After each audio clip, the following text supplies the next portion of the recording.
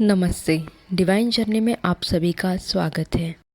आज हम जानेंगे कि होलाष्टक, जो कि 8 दिनों का सबसे अस्थिर और नकारात्मकता से भरा हुआ क्यों माना जाता है।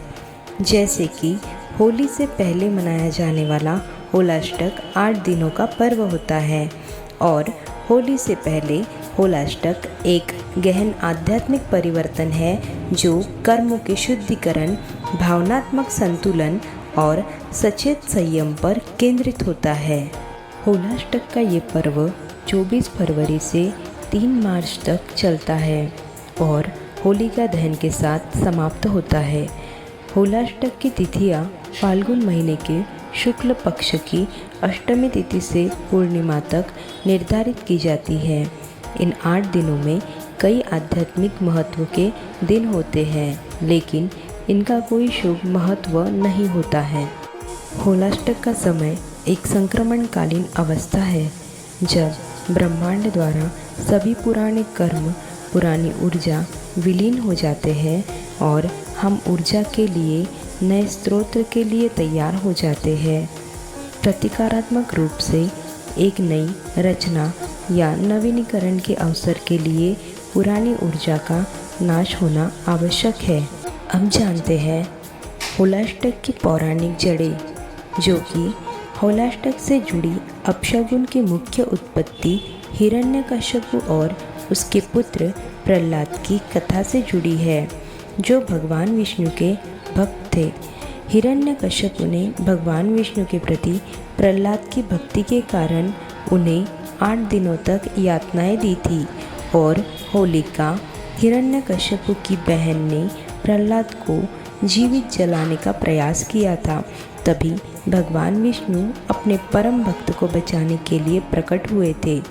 होलिका जल गई जबकि प्रहलाद बच गए। ये घटना बुराई पर अच्छाई की विजय का प्रतीक है और होलिका दहन इसी विजय का उत्सव है। शिव पुराण के अनुसार होलाष्टक की कहानी कुछ अलग है। भगवान शिव ने अष्टमी के दिन कामदेव का वध किया था। अधिक शांत रूप में पुनर्जन्म लेने के बाद उनका पूर्ण स्वरूप बदल गया। इसलिए ये अनुमान लगाया जा सकता है कि होलाष्टक के बीच का समय बड़े विनाश के परिणाम स्वरूप होने वाले परिवर्तनों का प्रतीक है। कई लोगों का मानना है कि ये समय हमारे मन को पीड़ा देता है और नई शुरुआत में कई बाधाएं उत्पन्न करता है। अधिकांश लोगों का ये भी मानना है कि इस दौरान भ्रम, क्रोध, बेचैनी, तनाव और गलतफहमी आम बात होती है। ऊर्जा का संतुलन बिगड़ा रहेगा, जिससे नई शुरू हुए व्यवसाय अस्थिर हो सकते हैं। होलाष्टक के बारे में लोगों की मान्यताओं पर ज्योतिष का भी अपना एक प्रभाव है। इस दौरान 8 ग्रह जैसे सूर्य, चंद्रमा, मंगल, बुध, बृहस्पति, शुक्र, शनि और राहु कठिनाई में या आक्रामक अवस्था में माने जाते हैं। कई शोधकर्ताओं का मानना है कि ये एक खगोलीय स्थिति ब्रह्मांडीय कंपन को अस्थिर कर देती है। इस कालखंड से जुड़ी प्रबल ऊर्जा विवाह, सगाई, गृह प्रवेश, मुंडन, उपनयन, नया व्यवसाय या नौकरी शुरू करना, बड़ा निवेश करना या संपत्ति खरीदना जैसे सकारात्मक कार्यों को करने से रोकती है। इसके अतिरिक्त सोना, चांदी, आभूषण, वस्त्र और जूते चप्पल खरीदने से भी परहेज किया जाता है। इस दौरान गृह शांति अनुष्ठान आमतौर पर नहीं किए जाते हैं। ये कुछ गतिविधियां हैं जो अशुभ समय के लिए है। होलाष्टक को भय का विषय नहीं माना जाता, बल्कि ये एक तैयारी का समय होता है। होलाष्टक के पहले 8 दिन भावनात्मक शुद्धि और कर्मों के शुद्धिकरण के लिए होते हैं।